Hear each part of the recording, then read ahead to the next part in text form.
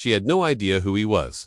The luxury hotel receptionist looked down her nose at the modest-looking Filipino man standing before her.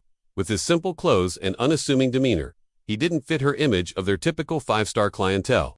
Little did she know, she was face-to-face with one of boxing's greatest legends. This fateful encounter at an exclusive hotel in Los Angeles would soon turn into a story that reveals the true character of a champion outside the ring. Sometimes, the most powerful people are the ones who don't need to prove their worth. Drop a comment below, sharing what you would have done if you were in Manny's shoes when faced with such disrespect. Manny Pacquiao stood patiently at the gleaming marble counter, his travel-worn appearance a stark contrast to the opulent surroundings of the five-star hotel. He'd just finished a 16-hour flight from the Philippines and was looking forward to a comfortable bed before his charity event the next morning.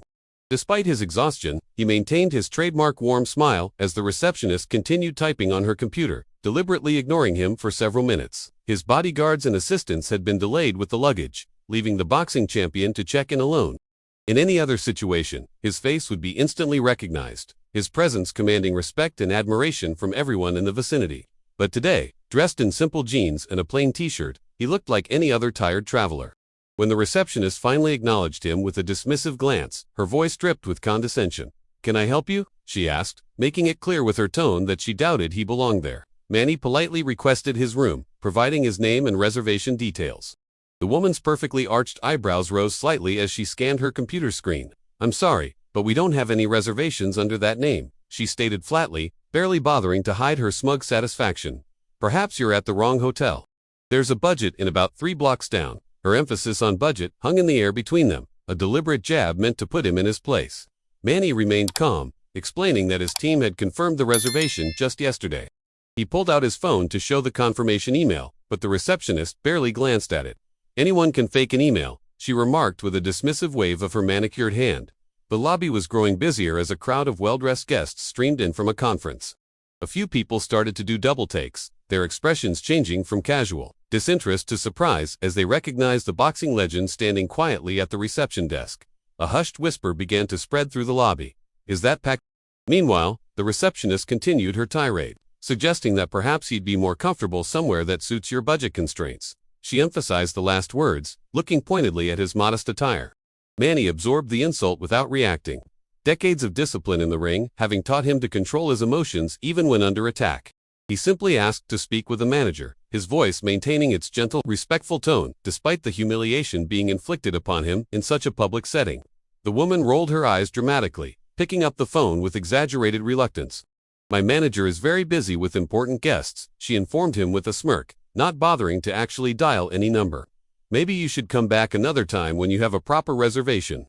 By now, several hotel guests had recognized the boxing champion and were approaching, phones in hand, hoping for photographs and autographs. The sudden attention from these wealthy patrons confused the receptionist, who watched with growing bewilderment as people she had fawned over earlier now gathered excitedly around the man she'd been dismissing. A distinguished-looking businessman approached the desk, his face flushed with excitement after having taken a selfie with Manny. "Do you have any idea who you're speaking to?" he asked the receptionist incredulously. "That's Manny Pacquiao, 8-division world champion." The color drained from the woman's face as the reality of her massive mistake began to sink in. The receptionist's demeanor transformed instantly, her previous disdain melting into mortified panic as she realized her grave error. She frantically tapped at her keyboard, suddenly finding his reservation in the system. "Mr. Pacquiao, I am so sorry for the confusion," she stammered, her voice now sickly sweet with forced politeness. "Your presidential suite is ready immediately." The hotel manager, alerted by the commotion, rushed into the lobby and nearly tripped over himself, apologizing to the boxing legend. Cameras flashed as more guests recognized Manny, creating an impromptu crowd of admirers in the elegant lobby. Through it all, Pacquiao maintained his composed demeanor, neither gloating over the receptionist's embarrassment nor showing anger about his treatment. Instead, he simply nodded and accepted the room key, surprising everyone with what he did next. Rather than demanding the receptionist be fired as many celebrities might have done, Manny leaned closer to the desk and spoke quietly to the now trembling woman. The small crowd around them fell silent, straining to hear what the boxing champion would say to someone who had just humiliated him. "Everyone has bad days," he said gently, his Filipino accent warm and sincere. "I grew up with nothing, sleeping on cardboard boxes in the streets of General Santos City. I know what it's like when people judge you based on appearances." The receptionist's eyes widened, tears of shame forming at their corners as Manny continued. Sometimes we all need a little kindness when we're at our worst, not just when we're at our best. The lobby had gone completely silent, guests and staff alike watching this unexpected moment of grace unfold before them. The woman behind the counter struggled to maintain her professional composure, clearly moved by his unexpected compassion. Manny's bodyguards and assistants arrived just then, creating a flurry of activity as luggage was brought in and security positioned themselves around their famous boss. The hotel manager was profusely apologizing, offering complimentary services and upgrades, which Manny politely declined with a wave of his hand. "The room we booked will be fine," he insisted, despite the manager's increasingly desperate attempts to make amends for the receptionist's behavior. As the situation calmed down, Manny asked for a moment to speak privately with both the manager and the receptionist. They moved to a quiet corner of the lobby, away from the curious eyes of other guests. What happened next would become a story that hotel staff would tell for years to come, a testament to the character of a man who had faced far worse opponents in the ring than a rude hotel employee.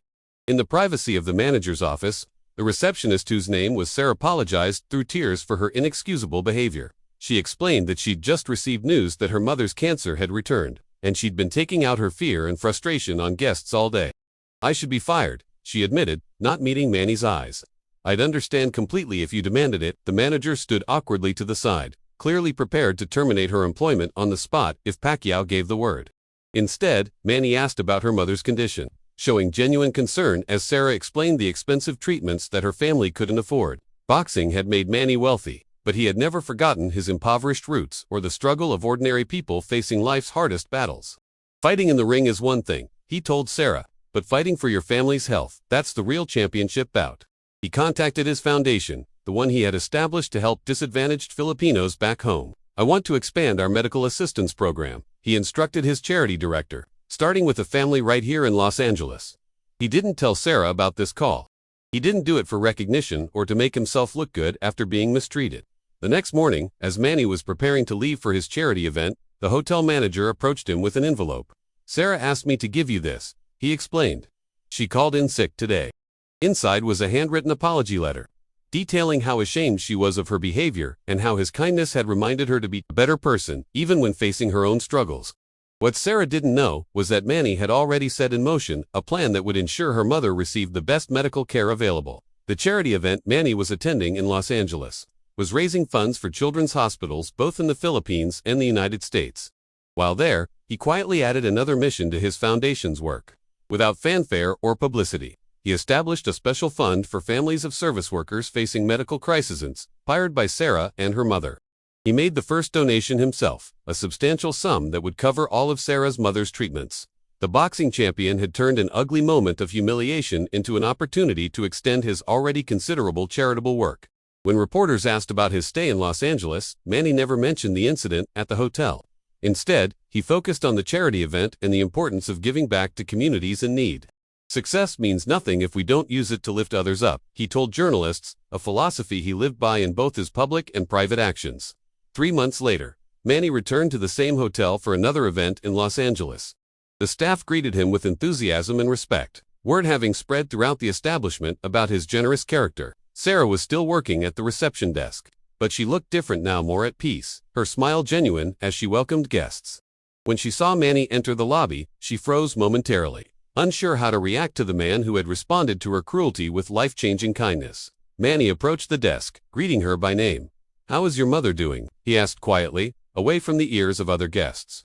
Sarah's eyes filled with tears, but this time they were tears of gratitude. "The doctors say she's responding well to the treatment," she replied. "They're optimistic." She wanted to thank him properly for what his foundation had done for her family, but the words seemed inadequate compared to his actions. What Sarah didn't know was that Manny had personally called the hospital twice to check on her mother's progress. He hadn't told anyone about this, not even his staff. It wasn't about publicity or enhancing his image, it was simply who he was. The boy who had once lived on the streets of General Santos City, who had fought his way out of poverty to become a world champion and a congressman in his home country, had never forgotten what it meant to struggle. In his mind, his success was meaningless if not used to ease the burdens of others. "Your mother is a fighter, just like you," he told Sarah with a warm smile. "Sometimes the toughest battles happen outside the ring." He didn't mention the financial assistance his foundation had provided. In his mind, that wasn't important. What mattered was that a family was being given a fighting chance against a formidable opponent called cancer. During his second stay at the hotel, Manny learned that Sarah had started a support group for other hotel employees facing family health crises. Inspired by her experience, she was working to create a network of mutual aid among service workers who often lacked adequate healthcare coverage. When Manny heard about this initiative, he arranged for representatives from his foundation to meet with Sarah. "We want to help you expand this program," they told her. "Mr. Pacquiao believes your idea could benefit service workers across the city." Sarah was overwhelmed by this development.